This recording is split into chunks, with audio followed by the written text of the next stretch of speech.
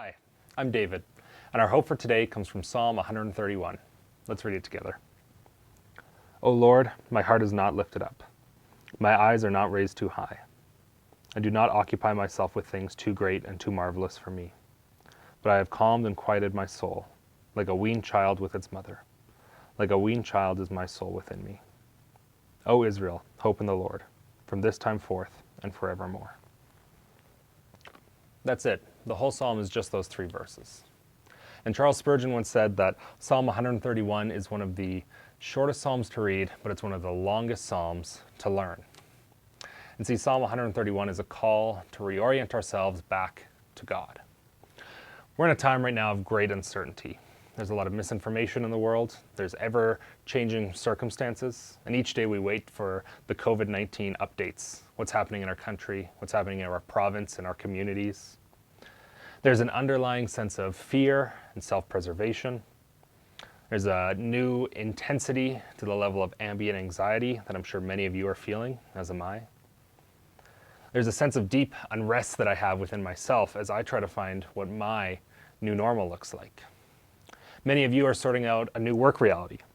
How do I work from home? What can I do at home? When do I have to be in the office? How long is the work going to last? For a lot of the young adults, as I've chatted with them, it's how do I finish school? What do my assignments look like? What do exams look like? What do credits look like heading through this semester and into my future ones? See, and it would make perfect sense to live in that unrest that is prevailing in our society right now.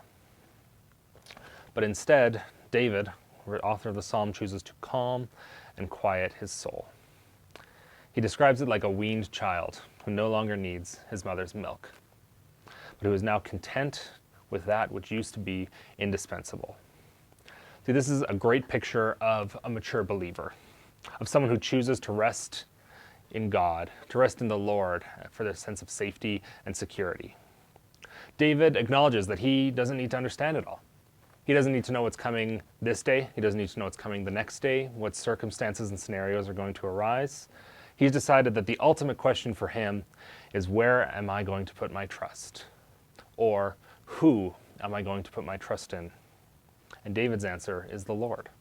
Only by choosing to trust in God and choosing to trust in Him fully will we be able to have this kind of rest and security that David tells us about. To find this soul-quenching peace and quiet that only comes from the Lord. And this hope is not momentary, it's not circumstantial, it's not something that carries on, but it's something that is forth and forevermore, something that carries on with us. O Lord, my heart is not lifted up, my eyes are not raised too high. I do not occupy myself with things too great and too marvelous for me, but I have calmed and quieted my soul.